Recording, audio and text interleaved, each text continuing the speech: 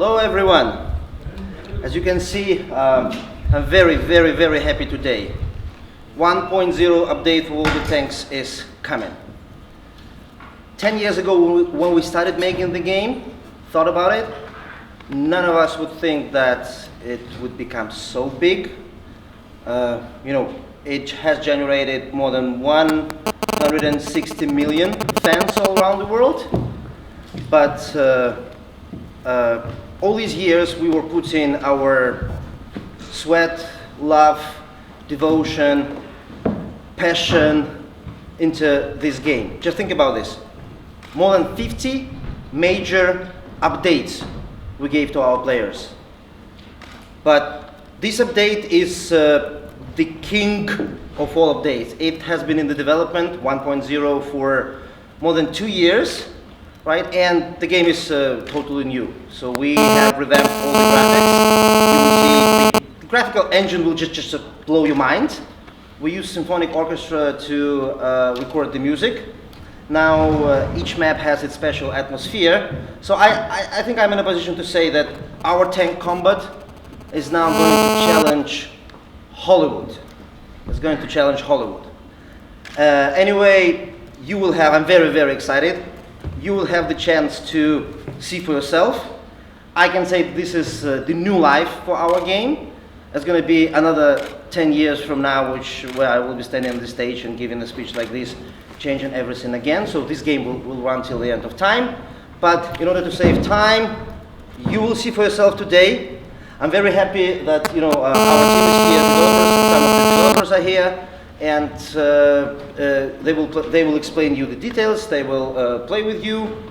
So that's it. Let's battle. Thank you. Thank you very much for coming. I think it was pretty impressive. Just for you to understand, this was not actually CGI. This was in-engine. We were not cheating. The only play that was there was actually camera. For us to be able to actually get to something like this, we had to do lots of changes. 10 years ago, when Victor and the team starting, they were actually using for both client and a server side, the big world engine from our friends in Sydney in Australia. A few years ago, we were thinking, how can we actually get the experience for our players into the level of where we are right now, into the battlefield type of play. I think it looks actually not so far away from that. We knew that we cannot actually do it by small changes, by just updating or customizing the engine. We knew that what we have to do is to actually take a leap, and to take a leap to our own engine. So now all of this is actually running on our core engine. New engine developed specifically for World of Tanks in the beautiful city of France. But before we will actually get a little bit of the glimpse, let me talk about the development itself. So as Victor said, it took actually many years. Frankly speaking, it was a little bit more than 3 years even. Because that was the time when the guys from the engineering group, they had crazy idea. How about if we actually make the game so it looks so sexy that everyone wants to play, that everyone wants to jump on it. Not something you'll be ashamed of when you are talking, hey, well I'm playing one old game, doesn't look so good, but the gameplay is good, but the graphics, World of Tanks, like I wouldn't look at it, but it plays good. No, this is not that game anymore.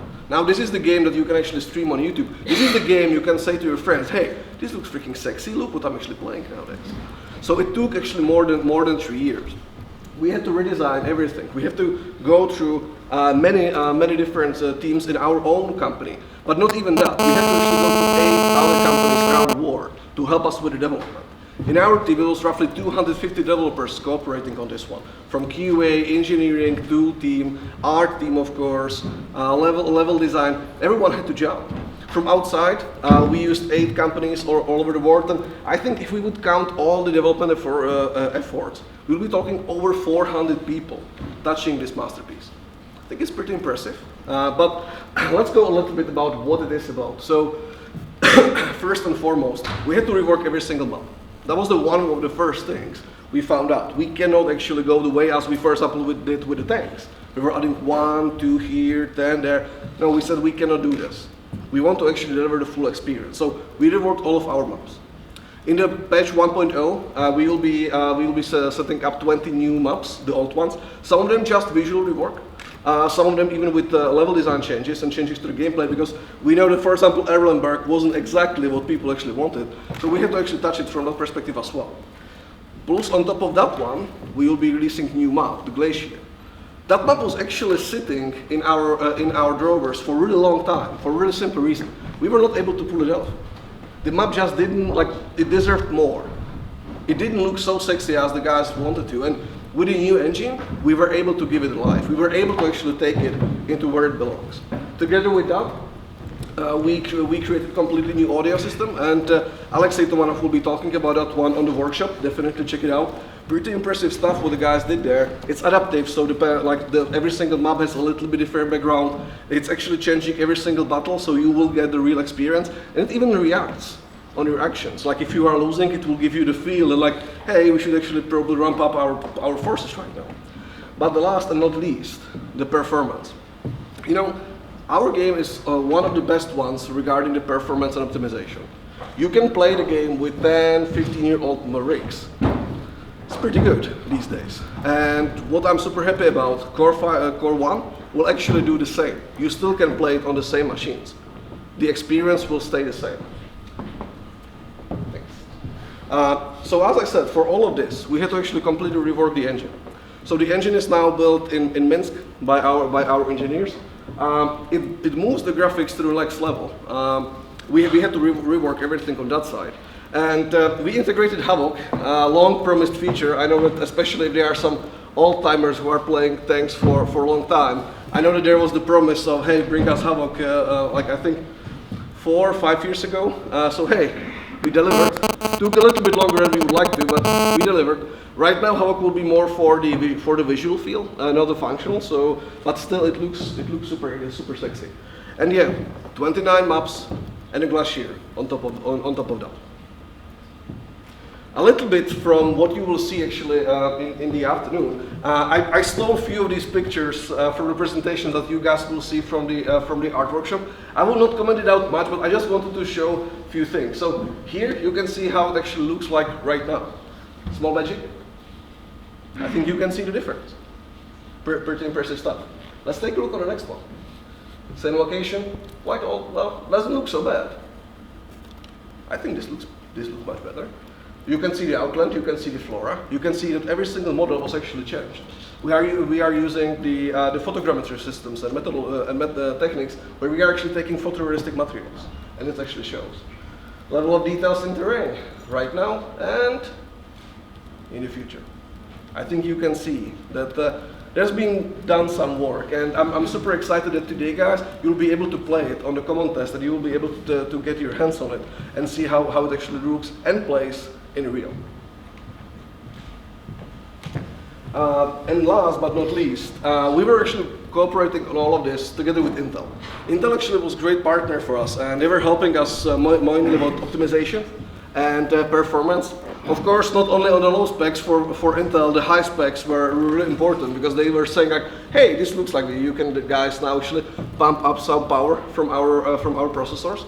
So for more than a year, we are working together on testing the patch, testing the systems, checking what can we actually do more, and they were giving us big help. And all of this will sort of culminate in the GDC, where together with them we will actually throw a party for you guys and for our players, and to be frank, for us as well, to celebrate the 1.0. But before we will go to the dates and stuff, I will actually give word back to Steven. Thank you very much, guys. Hardware configurations, because our player base consists of multiple different configurations and combinations of graphics card and processors and hard drives and all that. So to actually optimize it for all of the setups is a really big chunk of work that we had to do. We tested it on multiple graphics cards, tested multiple configurations, driver versions, spent a lot of time optimizing it. So actually, the first HD map was shown in Wargaming Festival in Moscow in 2016, in December of 2016. And by that time, the technology, the engine was ready. So last year and a half, we spent basically optimizing the whole engine and fixing all the bugs. while our team were working on the new maps and the new 3D content. So the next goal that we had was to bring the graphics to the next level. So we wanted to give players a better looking game. We wanted to make sure that they fully utilize their hardware, the newest hardware, use its full potential. And at the same time, we wanted to preserve the minimum graphics settings. Right now in the game, the minimum system requirements is 2004 level computer, basically. So it's a GeForce 6800. Basically, this is the same year when Half-Life 2 and Doom 3 came out. And players with those computers can still play our game. If you just think of it, it's basically 14 years old computers. So another thing that we did is we integrated the Havoc destruction engine. So basically, this is the middleware that's used to simulate the physics, the movement of destruction chunks. For example, when you drive over a fence or some small building, the Havoc middleware generates the pieces and it simulates the movement of those pieces. But those pieces are actually rendered with our engine, with our lighting and everything else. It's just the positions that we ask Havoc for. For example, if you destroy something, we ask Havoc where these pieces should fly, and it tells us the direction, the position, and then we use that data to actually render them. So we have 29 maps reworked with the new graphics. And we also have one new map, Glacier, so 30 maps in total. We also have a new garage. So previously it was a indoor settings, like an indoor garage. Now it's an outdoor, basically a military base in the forest with the animated people walking around. You might probably see it in the, if you tested the game, if you played it already. So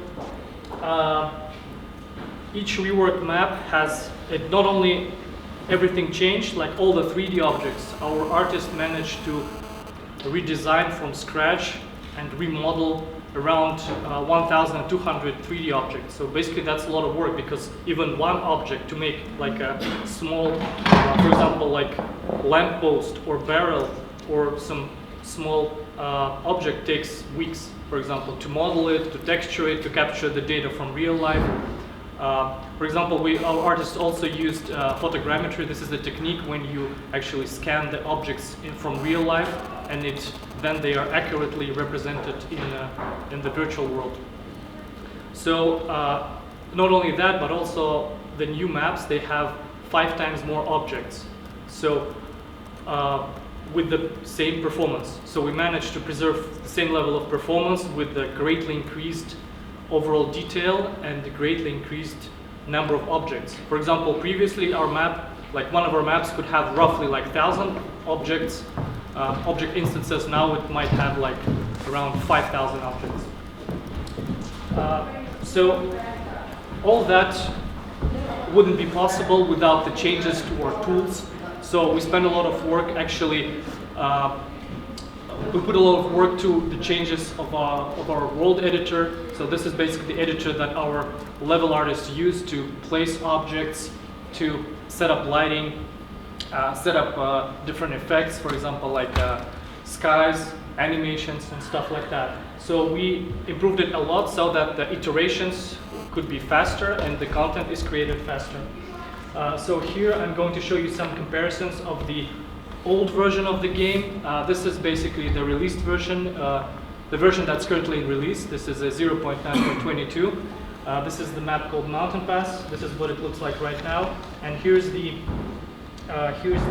new version in 1.0. And you can see here how it changed, like the detail of those rocks. Like previously, we didn't have any rocks here before. For example, like here you can see it's very flat and bold area here, and now it has lots of rocks with moss and lots of detail. Also, the quality of the water changed, so it reflects more realistically. The coast near the water is wet, and another great change is the addition of this which we call outland. So basically it's a distant landscape with objects and terrain. So previously we didn't have that at all here. You can see it's just ends over there, and now we have it going to the horizon. So here's another comparison. So the same thing goes for this view, because this is the old version and this is the new version. Here's the cliff map. So for example, for this map, even the setting changed. This map was supposed to be placed somewhere in like North European region, and now it's a south, more like a Mediterranean. You can see how it changed, like the overall lighting changed, the landscape changed. You could see some ruins of the antique Greece structures, and you can see also the sea over there and mountains going to the horizon. Here's some comparison of the different settings that we use. Here's the what the new graphics looks like in ultra settings. So you can see there's a lot of detail everywhere. And the minimum settings, so here's what minimum settings look like. Of course, this is a very simplified version of graphics, but still all the main important objects remain intact and at the same positions. For example, all the stones, all the rocks that is used as a cover in gameplay, they are preserved so that no player will get advantage by changing the graphics, like lowering or doing the opposite, or like making it higher. Here's another view of the same map, Lakeville. This is what it looks like in ultra settings, and this is what it looks like on minimum settings. Another interesting comparison is the comparison of old minimum settings and new minimum settings. As I said, the system requirements remain the same, but even on minimum settings, on the really old hardware, you could see the change. For example, like here, you could still see that the terrain quality improved greatly. For example, like in this area, you can see here that there's some roads, like traces of tracks, some other stuff, and here it's just plain grass here and not much detail. And here you can see also there's a lot of rocks, lots of detail here, and all that with the preserved performance. So here's an interesting comparison with the old maximum settings. So this is what the old engine, the maximum that the old engine was capable of, and here you can see the what the new engine is capable of. You can see here that again there is more detail on the ground. There is not only the traces of tracks, but also you could see the glossy effect, like the sun reflecting from the muddy terrain. It's something that we didn't have before at all. Also, the lighting improved, and all other, basically everything is new, like nothing old left in the game in terms of graphics. So a few words about the terrain. So when designing the new terrain rendering system, we wanted to meet certain goals. One of the goals was to make the terrain size enormous. So previously the map was 1.4 by 1.4 kilometers. Now it's 32 by 32 kilometers. So it's huge, basically. You could see you can see where it ends, the terrain. Of course, this is all just a visual thing. The gameplay area remained the same, but behind the gameplay area, you can see the endless terrain. To support that, we needed to increase the viewing distance, because before the viewing distance was also limited. And with the new optimizations and the new engine, we can crank it up to the 25 kilometers. So you could see a 25 kilometers in front of you. So at the same time, while making the terrain larger, we wanted to increase the overall detail in close-up views. For example, the terrain below your tank, around you, around the camera. We wanted it to look more realistic. We added additional texture layers to that, so it's more texture layers that's blended in close-up views. So for example, it could be like small stones, pebbles, like soil, leaves on the ground. They're all correctly blended together with high detail. And also we use the DirectX 11 tessellation to simulate the volumetric nature of those things. For example, if you see like small stones below your tank, it will all be three-dimensional, so they will all have geometry. It's not going to be just a flat thing. Also, another interesting thing that we've added is the terrain deformation, which is a purely visual thing. It doesn't have a gameplay impact, but it gives a lot of immersion and atmospheric effect. For example, when you shoot at the terrain, you will see a crater from the explosion that will actually geometrically displace the terrain, and it will show the ground, show the soil, and the grass that was on top of that before. It will all be deleted and erased, and you will just see, like for example, if you shoot a field full of grass, you would see a crater with just a pure soil. And that also works for the for explosions, for shots when the tank is destroyed. For example, the tank will appear in like a small crater, basically. So this is all done with the help of the DirectX 11 tessellation that we now fully utilize in the new engine. So to optimize the terrain rendering, we use the procedural virtual texture. This is basically an algorithm that's used to cache all the heavy, in terms of like processing power, all the heavy blending of different textures. We actually blend, for the terrain, we blend 16 layers of textures procedurally, and they're all stored in special cache texture in video memory. That helps us greatly optimize the performance in general. So here's an example of the terrain screenshots. Basically here you could see there's this like a red semi-transparent wall, and this is the edge of the playable area, and the rest is just a visual background, which is the 32 by 32 kilometers terrain. Here's a comparison of the close-up view. You can see the detail, the level of detail of the terrain in the new update. You can see here all individual like stones, and you can see that the grass is not like intersecting with the stones. It goes between the different individual stones, so this is the correct blending. Unlike the old version that we had here, you can see that it's all like half blended. It's all like semi-transparent layers on top of each other, which doesn't look realistic. So here's again the comparison, the old terrain and the new terrain. Another major subsystem in terms of graphics was water, which we wanted to make as flexible as possible. Now we can support different types of water surfaces like seas, lakes, and rivers, which makes our artists really happy. And we also wanted to add a dynamic water simulation so that, for example, if it's a river, you could see the flow of the river. If your tank drives into the water, you could see the different waves going out towards your tank. And when you shoot into water, you could see the displacement, the three-dimensional waves.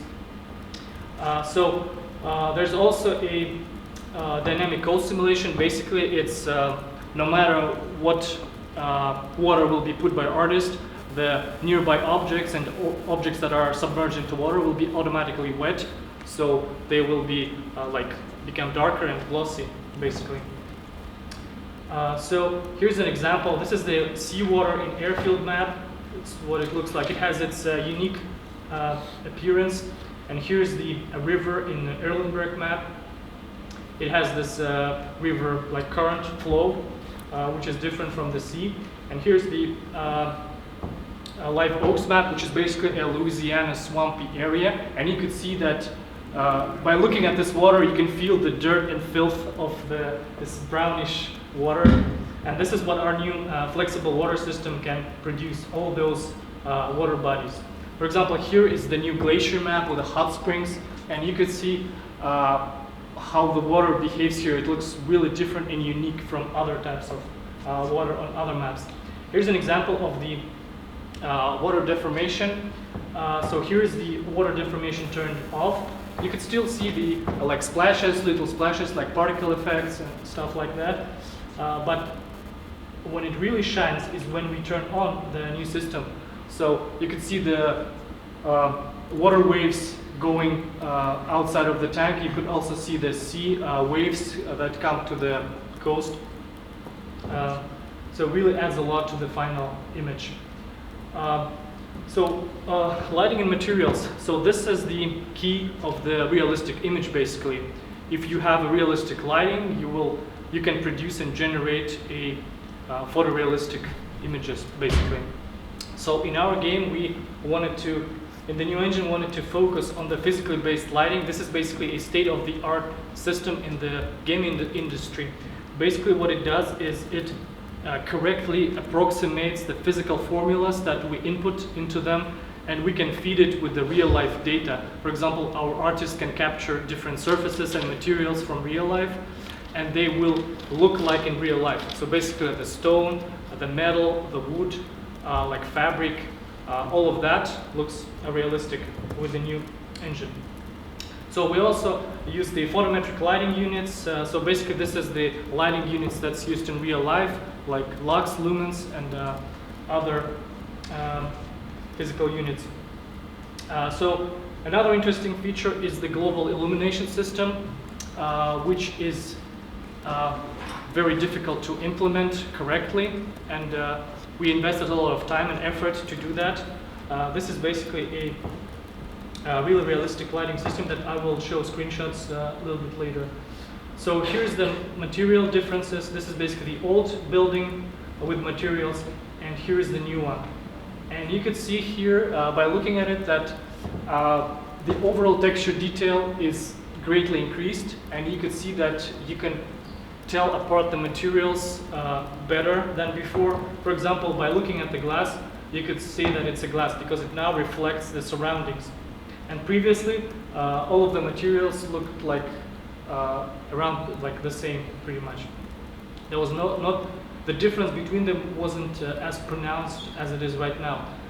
And with those new materials and new textures, we not only did improve the detail in terms of quantity, in terms of texture resolution, but we also used the smart solutions to actually minimize the memory footprint. So with all the detail added to those buildings, we don't use much more texture memory because we use smart shaders to actually, we have like a library, a set of materials, for example, stone and bricks that are reused among different buildings. So basically, lots of the materials are shared, and the materials are painted into the objects instead of having a unique textures per objects that we did before. So here's an example of the global illumination. This is a really interesting one, my favorite actually. So here's what it looks like without global illumination, and here's what it looks like with it. And basically the difference is, here you can see that, so in the shadowy area, you can see that the light, it's like it has a bluish tint. Basically this is the light coming from the sky. That's why it's bluish, and you can see that it's all constant. There is no like difference, it's just bluish tint. And with the global illumination here, you can see that it simulates correctly, like for example, the sun rays that hit that wall, they are reflected off that wall, and they hit the surface here, and you can see the yellowish tint.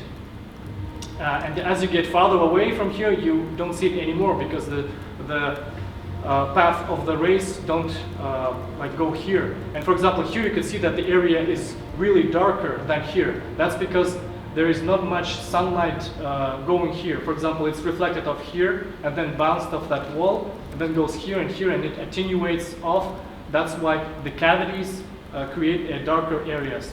So, and this is all like, for example, if you drive a tank in game and you drive in that area, the tank will get a yellowish tint from that area, from the wall. And it also is really visible, for example, with colored objects.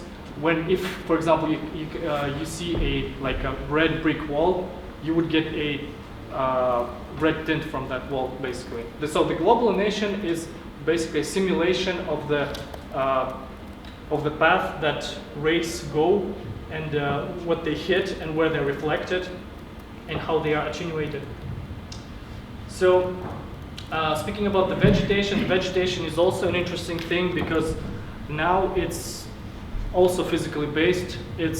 We have a huge variety of new assets. We have a new rendering system for them. So we have more than 100 types of different trees, bushes, grass, and stuff like that. So we use a procedural high density placement.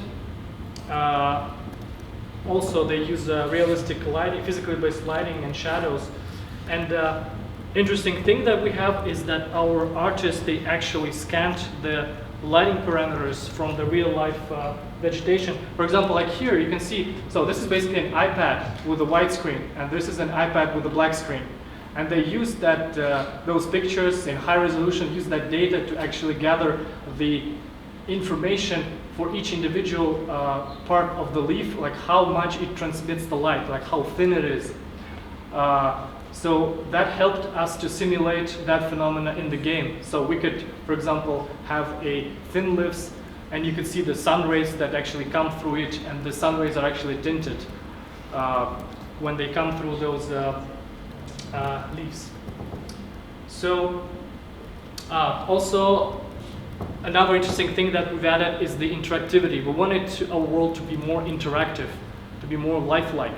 And what we did is we added a special physics, which is not Havoc, it's our in-house development. We added the reaction of those trees. For example, when you drive over a bush, it will be moving like in real life by the like the force of the moving tank will affect it. And the grass also will move. For example, when you shoot at the grass blades will like wiggle like under the influence of the shock wave of the explosion. And also when you shoot somewhere, and if there's grass below your tank gun, you will see also the movement of the grass.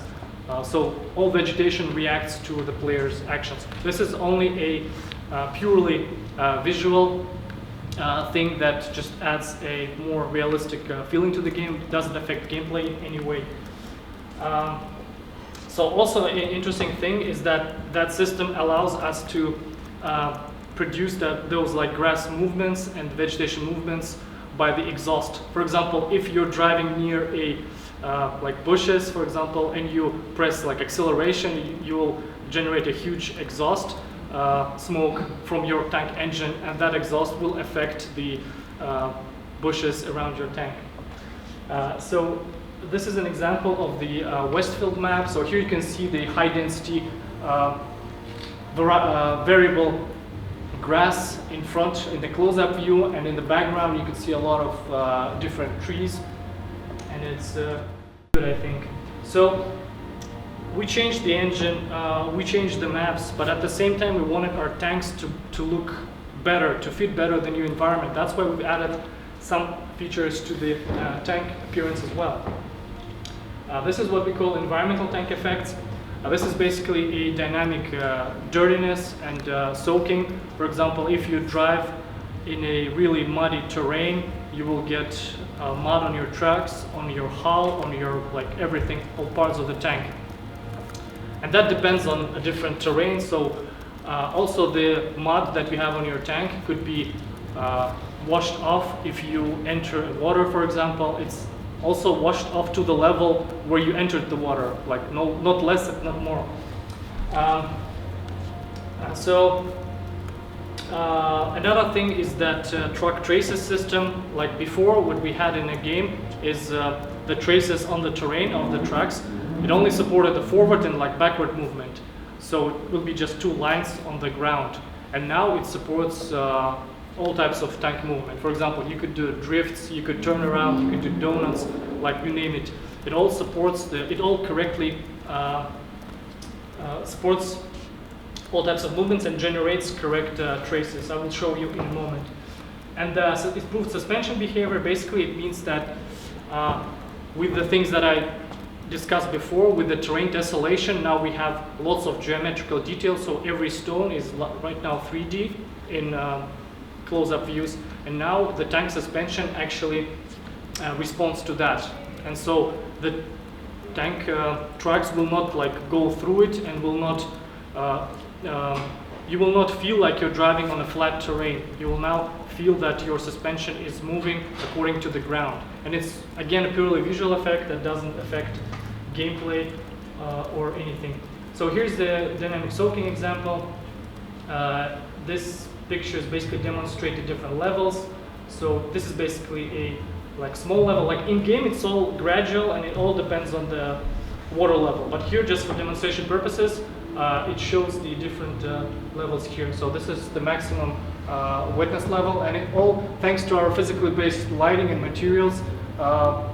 You can see that it becomes like darker and more glossy and reflects the environment. You can see the reflection of the sky on top of the tank turret actually here, while here you can't see it. So yeah, and the snow that I talked about, so the dirt and snow basically is the same system with just different parameters. This is a different snow levels on the snowy map.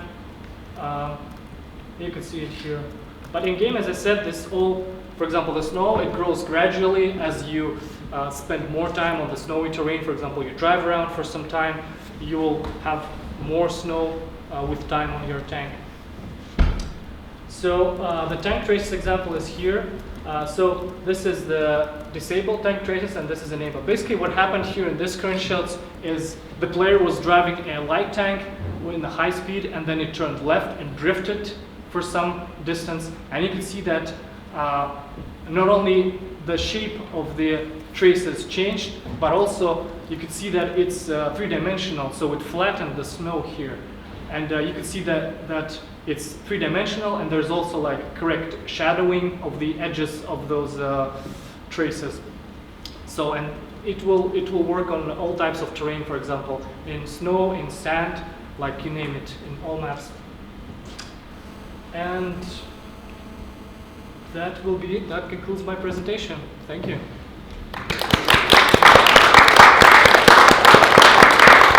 So now you can ask questions if you have any. Yes? You said a lot that it doesn't affect the gameplay, the visual overall. Mm-hmm. Are there any changes to the geometrics of the maps in the update, or are the maps basically the same, but they look so much better? So our artists wanted to, as much to preserve the geometry of the previous maps, but at the same time, there were some maps that needed some gameplay changes. Okay. So, for example, Erlenberg was changed. There were some other maps that I don't remember because I'm not working on maps, I'm working on the technology, but I can say that in some cases, they try to preserve gameplay, but they might move some like stones and rocks here and there. But generally, like all the routes that was used, like all the flanks, they remained the same on all maps. Yes, other questions?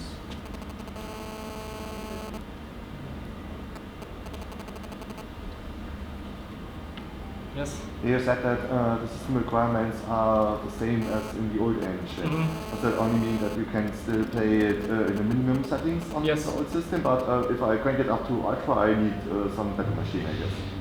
Yeah, so as I said, in the previous version, we had several predefined graphics presets. It all could be fine-tuned, but what we recommended to the players, we had minimum, low, medium, high, and maximum graphical settings. And now we've added ultra setting on top of that. So basically this is for the new hardware. But for the ultra settings, for the new ultra settings, actually the requirements are pretty low compared to other games.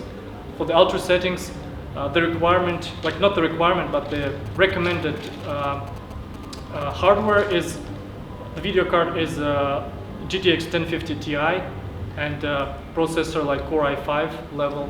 So it's pretty low. This graphics card could be bought in under $200, and the computer that you can play ultra with around 60-ish FPS is like you can just like see for yourself. But it should be around like $600, maybe a little more or less.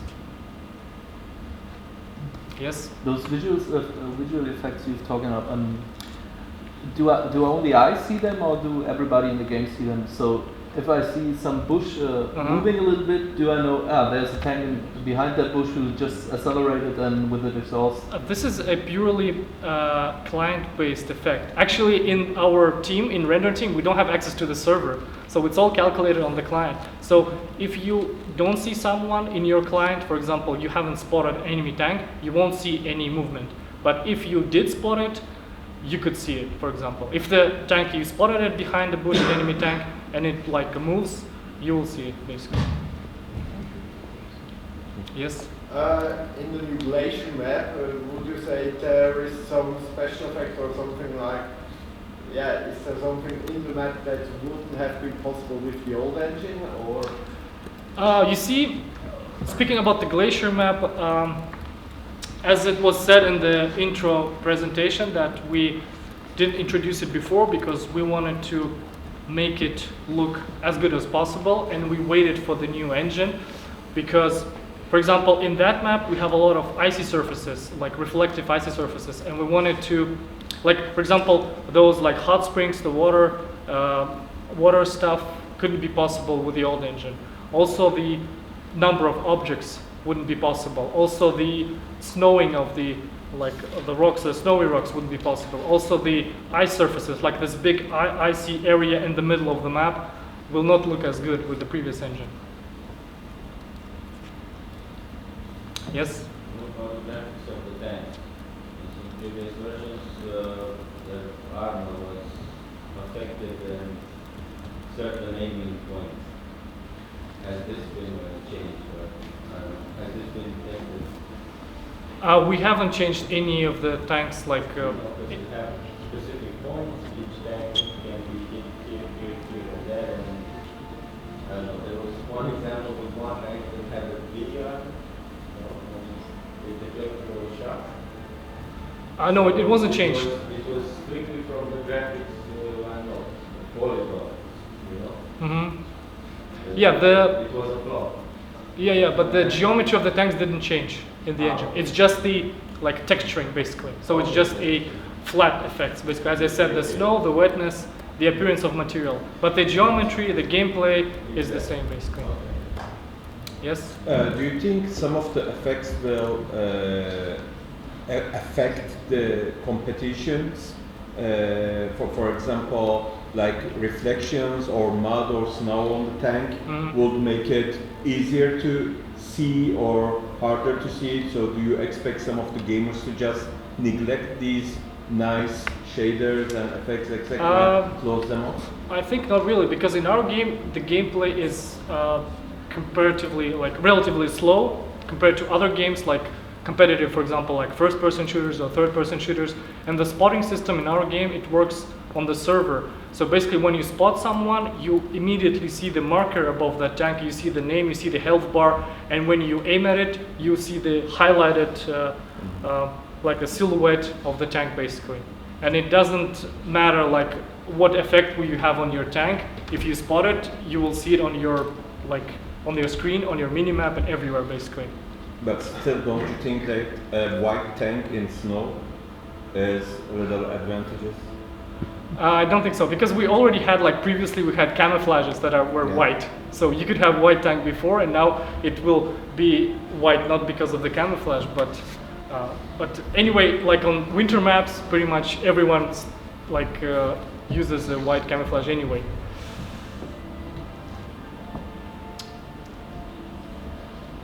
Yep. So any other questions? No. Yeah, I have one question regarding console versions. Or this update is also for consoles, right? No, this is a purely PC version, and we work in Minsk only on the PC version, and the console version is developed by a separate team, and this is a separate project with its own technology, and I can't speak for them, what they do. It's currently only PC update. Can you say if the core engine is compatible with consoles, or is it just works for PC? The engine itself. The engine itself is currently designed for PC only right now.